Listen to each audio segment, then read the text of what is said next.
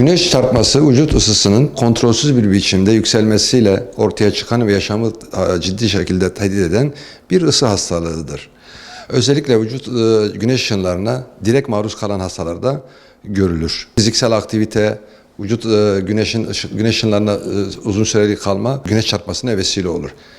Vücut terlemeyle vücut ısısını dengeler. O yüzden terlemenin azalması güneş çarpmasının en önemli belirtisi olabilir. Yaşlı, bebek ve çocuklar, kilolu olanlar, alkol ve ciddi ilaçlar kullanmak zorunda kalanlar, güneş altında ağır fiziksel aktivite yapmak zorunda kalanlar, kalın ve hava geçirmeyen kıyafetler giyenlerde güneş çarpmasına rastlayabiliriz. Güneş çarpmasının klinik belirtileri çok önemli. Vücut ısısı yükselir, 38-40 dereceye kadar olabilir. Hatta bazen 42 dereceyi de gördüğümüz vakalar olmuştur.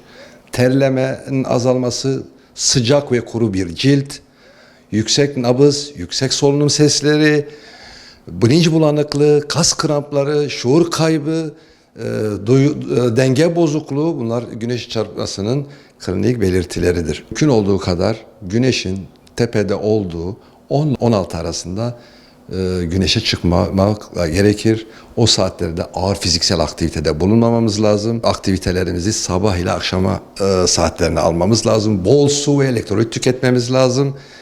İnce hava geçiren pamuklu kıyafetler bizi güneş çarpmasından korur. Çıkmamız mı gerekiyor? O zaman şemsiye kullanalım. Güneş ışınlarına maruz kalmayacak şekilde kendimizi muhafaza edelim. Su ve özellikle elektrolit sıvı tüketmemiz gerekir. Uzun süre kalmamamız lazım ama ısı ve nemli hava ortamlardan kaçınmamız gerekir. Tedavide ne yapmamız lazım? Hemen kuru ve serin bir yere geçmemiz lazım. Vücudu soğutmamız, ama tabii soğuturken ani soğuk duşlar da zararlı olabilir.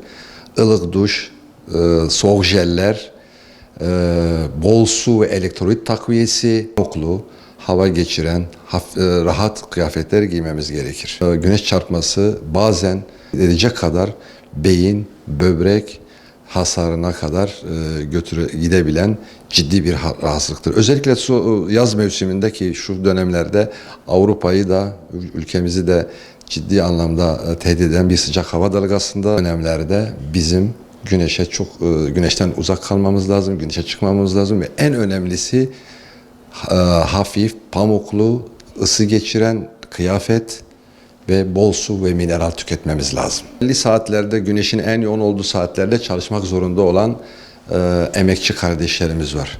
Onlara tavsiyemiz güneşten korunacak hafif kıyafetler, şemsiye ya da şapka takmaları, eğer vücut hassasiyeti varsa güneş kremleri kullanmaları lazım, ama en önemli şeylerden biri de tedavinin ayaklarından biri de bol su ve mineral takviyesi. Susuz kalmamaları lazım. Susuz kaldıkları zaman böbrek yetmezliğine kadar giden bir süreç gelişebilir.